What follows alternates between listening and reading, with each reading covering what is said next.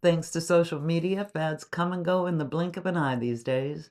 But not long ago, certain fads grabbed the public imagination and showed up in the most interesting places. Let's dig into this.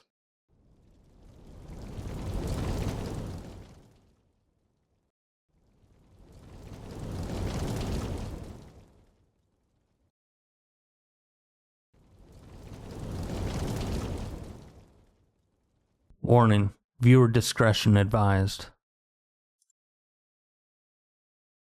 Although Donovan would admit years later that his top 10 hit song, Mellow Yellow, was really written about the new Mellow Yellow ladies' appliances everyone was talking about back in 1966, hippies took it another way.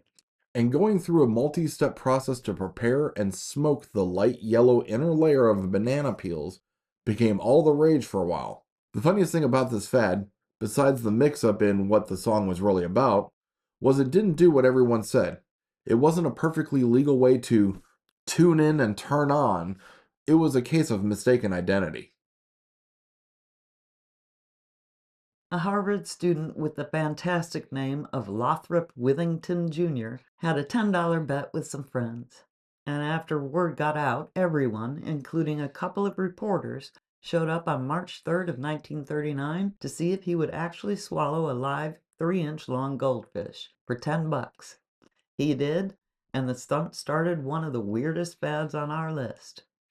Withington was lucky. He only swallowed one goldfish. Within a month, the record was 25, then 36. Fueled by college students, the record was broken again with 42 goldfish meeting their demise.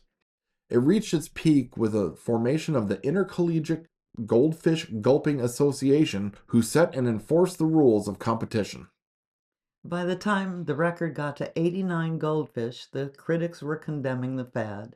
The U.S. Public Health Service warned of the dangers, including getting tapeworms, and by the end of 1939, the Society for the Prevention of Goldfish Eating was established. The legislature of Massachusetts imposed a ban and threatened to throw goldfish gulpers in jail. But college students kept gulping goldfish. The last record we could find was set in 1974 when a student in Los Angeles swallowed a reported 300 goldfish. Speaking of college campus fads, one that seems to upset folks a lot these days was known as the Panty Raid. Today it's viewed as sexist, creepy, and misogynistic, but back in the 1950s and 60s it started as a little bit of risque fun. Male college students would show up at female dorms, either demanding undergarments from the girls or sneaking in at night to steal them. Often the raids would turn into parties and no harm was done. But as the fad grew, the raids became larger and more dangerous, with damage and injuries growing over the years. Legend says a massive raid with over 2,000 male students showing up at a women's college was the beginning of the end for the fad. Word had gotten out, and the ladies of the school greeted the raiders with fire hoses. Others claim raids stopped quickly when the women turned the tables, and the male students didn't find it nearly as much fun to hand over their shorts. Young people may not even know what a phone booth is these days, if it weren't for Superman, and we doubt you could even find one. But back in 1959, 25 people in South Africa managed to stuff themselves into one. And it started another weird fad. 22 students in California managed to cram themselves into a booth, and the competition exploded. And in the race to see how many folks could be stuffed into a telephone booth, things got weird. Claims of counting people with only a hand or a foot inside, and accusations of altering the booth itself helped this craze fizzle out quickly, with only occasional attempts made over the next decades. But it did lead to a short-lived fad of trying to stuff as many people as possible into a car, usually a VW Beetle. It must be clowns. Streaking started early in the 1970s, and within a very short amount of time, college students were organizing mass streaks with hundreds stripping down to have a run in the nude. In March of 1974, the University of Georgia set a record that still stands of 1,543 streakers.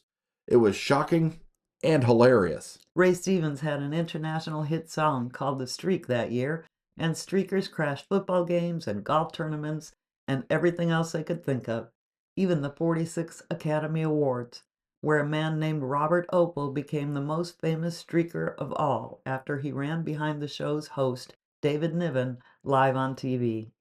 The fad died down, but streakers still occasionally show up at sports events or other large venues. It no longer has the shock value or the comedy it did in the 1970s. Thanks for watching. Don't forget to like and subscribe. And we'll see you on the next one. Hey, here's another DragonDen video you might like. And if you like this video, don't forget to hit that thumbs up button. And you can hit the notification bell if you'd like to know when our videos come out. Thanks for watching. We'll see you on the next one.